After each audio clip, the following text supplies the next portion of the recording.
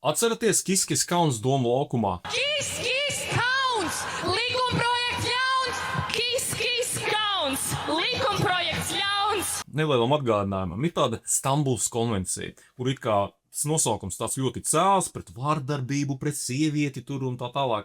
Bet faktiski tas tāds ideoloģiskās politikas un ideoloģiskās uzspiešanas dokuments, kurā, piemēram, tiek uzspiests tas, ka bērniem skolā ir jāmāca, kā viņi sauc, nestereotipiskās gendera lomas. Tur īsti seko tas, ka tur puisīs varbūt arī meitene, meitenīt varbūt arī puisīts un tā tālāk. Un tad mūsu ierosinājumi, lai Latvija, viņi taču ratificēja to, jo tas bija tāds viens no tā dīla, kad zaļie zemnieki gāja koalīcijā ar Jauno vienotību un progresiju, un tas bija viens no dīla elementiem, ka zaļie zemnieki to ratificēs šo konvenciju.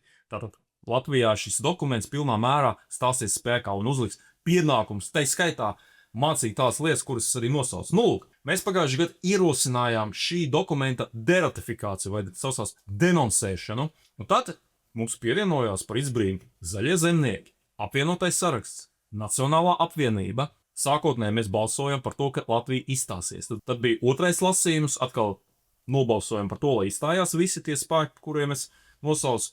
Un tad pēkšņi visi, izņemot Latviju pirmā vietā, sāka slēgt atpakaļ gaitu. Tas dokuments aizgāja pie prezidenta, prezidents neparakstīja, un visi tā kā noraustījās, un tad bija viss tas Kiskis kauns un viss tas tālākais. Par ilgu ievads ir ļoti ievilcies, bet tagad mūsu tieslietu ministrs, kas ir no apvienotā saraksta, bija tikko intervijā pie Jurģa Liepnieka, un Jurģis Liepnieks jautā, un ko tad mēs tagad atkal pie tās par to Stambulas konvenciju, ko tad mēs darīsim? Paklausīsimies, ko tad šoreiz pastāsta mūsu Latvijas Republikas tieslietu ministrs Smiltēna kungs. Ko jūs domājat darīt ar Stambulas konvenciju? Es saprotu, ka Šlesers grasās vēl šī saimā aktualizēt jautājumu. Es domāju, ka mēs iekritām klasiskās lamatās. Jurgi, tu arī esi politehnologs. Ja tā. Kādas lamatas? Bet tad jūs esat par to konvenciju un to, ka bērniem jāmāca netipiskās gendera lomas, vai jūs esat pret to? Var teikt, ļoti labi kalkulē lietas, un es domāju, ka šeit ir jāatzīst visi, kas vispār šajā lietā kaut kādā mērā iesaistījās, pieļaus smagu kļūdu, izņemot ainā. Kādu kļūdu? Bet jūs taču atbalstījāt izstāšanos, jūs uzskatāt, ka tā ir kļūda? Tad jūs esat par to, lai bērniem bērndārzos skolās mācītu netipiskās gendera lomas? Šlesers un progresīvie. Jo tie faktiski politikai tie divi galējie poli, kuri nevar izdzīvot viens bez otra. Tā... Kādi pretpoli? Bet Smiltēna kungs, jūs nevarat jūs būt nedaudz stāvoklī, tad jūs atbalstat netipisko gendera lomu mācīšanu skolās bērniem, vai jūs neatbalstat? Es nevaru saprast to jūsu pozīciju. Ir monētas, tā vienas monētas abas puses. Ja, tad vieni kliedz, ja vieni iet praidā, tad otrs stāvēs praida malā, ja, un kliedz kaut ko citu, un viņi abi no tā barojas. Bet jūs esat par praidiem vai pret? Jūs varat skaidru atbildēt, jūs esat par to, lai notiktu šis lieliskais gājiens, kurā ir pa pilno bērni, kas man tiešām pārsteidz. Labi, tur pieaugušie, bet tas, cik tur daudz piedalās nepilngadīgi bērni, man tas liek uzdot daudz jautājumus. Un to sauc par politiskās vides radikalizāciju. Tad abos virzienos. Un savukārt tajā brīdī centriski nosvērti racionāli spēki, kuriem tas galvenais fokus ir uz valsts drošību, ekonomiku un tā tālāk paliek pelēki un garlaicīgi. Ir taču tik sensitīva tēma, kas saplēš ģimenes, ienīst vecmāmiņu, ienīst vai mazmeitu ienīst vecmāmiņu. Tas, kas notika tajā laikā, kaut kas prātam neaptverams. Ja? Tieši tā. Un kāpēc tas lielā mērā notika? Līdzīgas lietas notika, atcerieties, Covid laikā, kad visi masu mēdī, visi Delfi, TVNet, visa televīzija, Latvijas televīzija, viņiem eksistēja tikai viena patiesība. Un Stambulas konvencijas gadījumā arī eksistēja tikai viena patiesība. Un tas aizgāja jau tik tālu, ka viss tas, kas ir Stambulas konvencija, vienkārši tas ir Eiropas vērtības. Tātad, ja Latvija tūlīt izstāsies no tās Stambulas konvencijas, tas ir Latvija izkritīs no Eiropas vērtību telpas. Tas ir tādos murgainos argumentos, tas viss jau ir aizgājis bijis. Ko es gribu pateikt?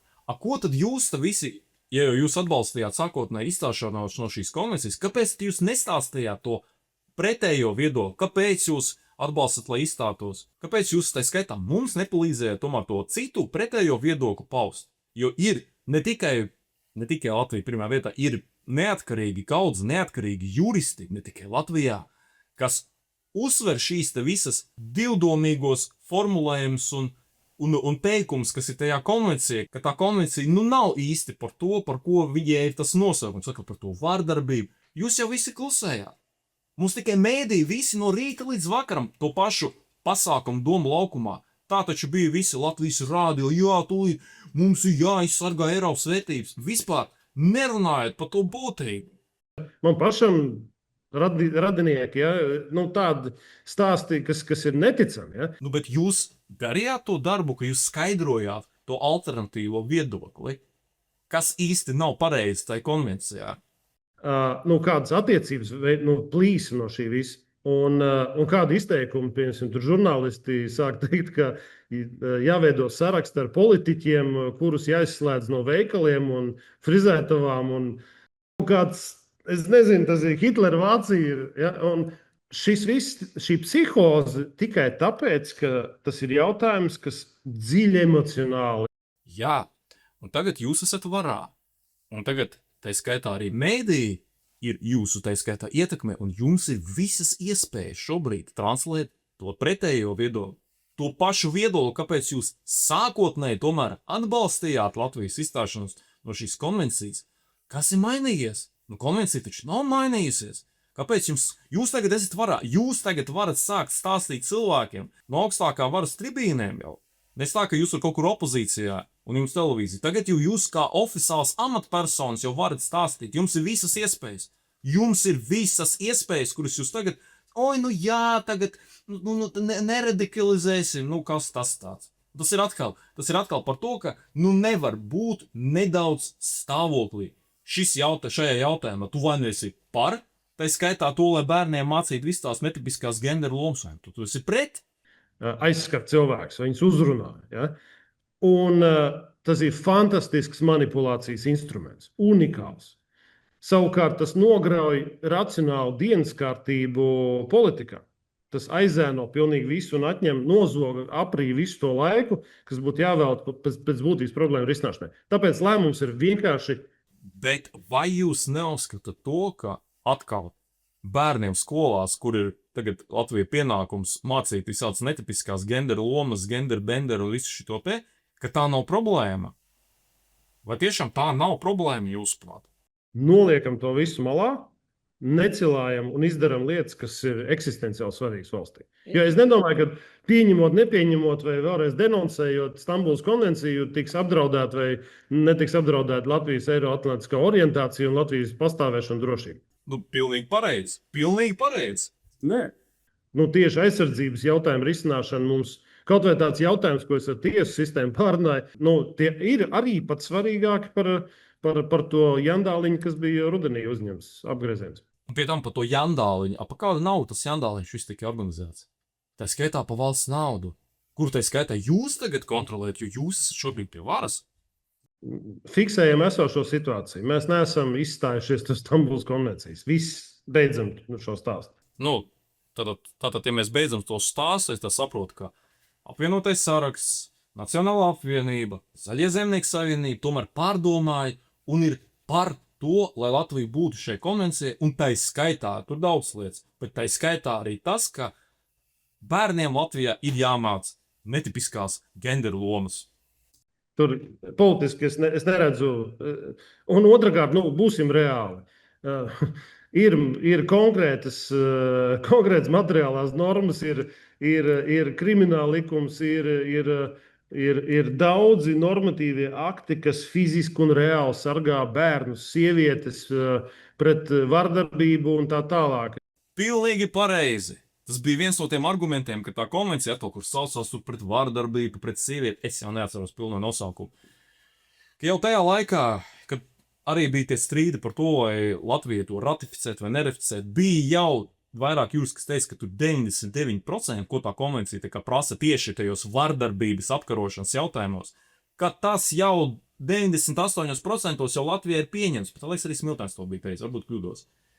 Un tie pārējie 2%, Tā ir kā reize tā ideoloģija, kuru kā reize Latvijai nevajag. Tā ideoloģija jau 100 reizi atkārtoja par to, kā tā ir skaitā bērniem skolā jāmāc par visādām šitām netipiskiem genderu lomām, ka puika var arī nebūt puika, viņš var justies kā meitene un otrādi. Es nedomāju, ka fundamentāli kaut kas mainās no vienas konvencijas ieviešanas. Un Mainās. Nu kā te nemainās, ja Latvijai ir atkal uzliks pienākums par to, lai bērniem Latvijā mācītu netipiskās genderu lomas. Kā nemainās? arī viņas denoncēšana neko nedos. Ja? Tas ir, manuprāt, tāds, ķeksīts starptautiski Latvijai, mums ir viņi ratificēti vai nav.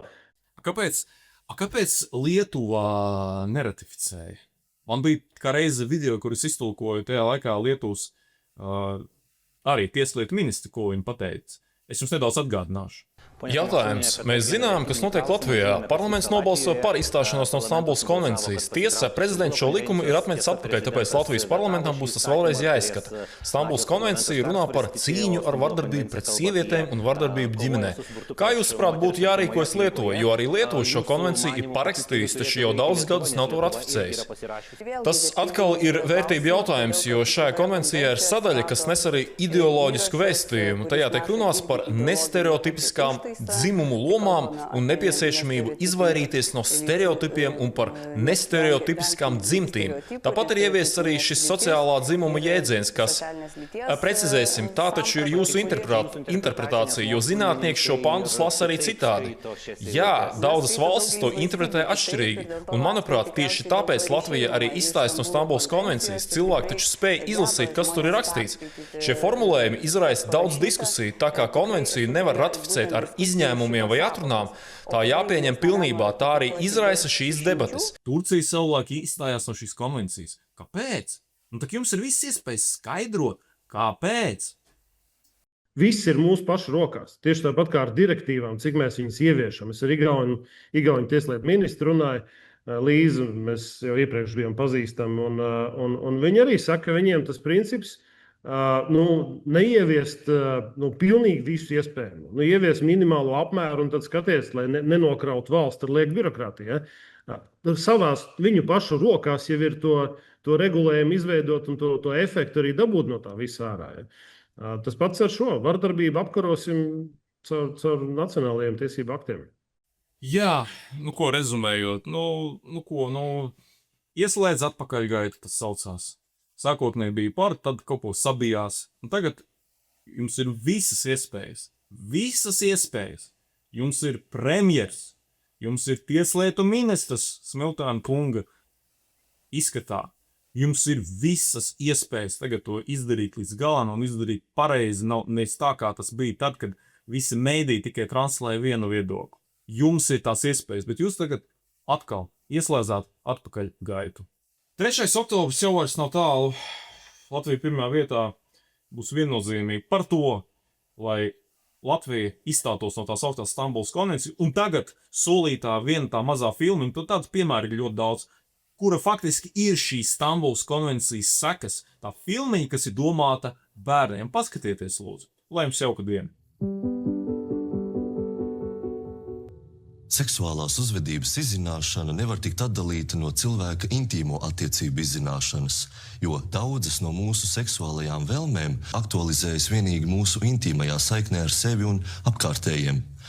Zināšanas par cilvēka seksualitāti mūs ved pie izpratnes, savukārt izpratne pie sevis un citu pieņemšanas.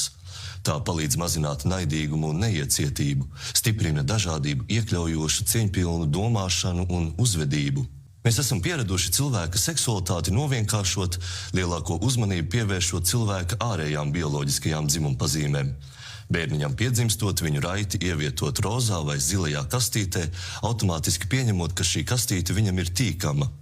Tad diezgan aši nonākam līdz tam, ka zilajai kastītei partnerattiecības ir jāveido ar rozā, un bez atkāpēm no vispār pieņemtajiem ideāliem viņiem jādzīvo kopā ilgi un laimīgi. Tomēr dzīvē izrādās vismēdz izvērsties pavisam savādāk. Video atradīsim atbildes, kādēļ ir pienācis laiks atvadīties no idejas par pareizajām kastītēm un atvērties idejai, ka uz pasaules nepastāv divas vienādas kastītes un katram no mums ir cieņpilna vieta šajā krāsaino identitāšu visumā. Daži interseksuāli cilvēki var tikt audzināti kā vīrietis vai sieviete, bet vēlāk dzīvē identificējas kā cits dzimums. Atceries, tavs bioloģiskais dzimums nenosaka tavu dzimtes identitāti, dzimtes izpausmi, seksuālo vai romantisko orientāciju. Dzimte.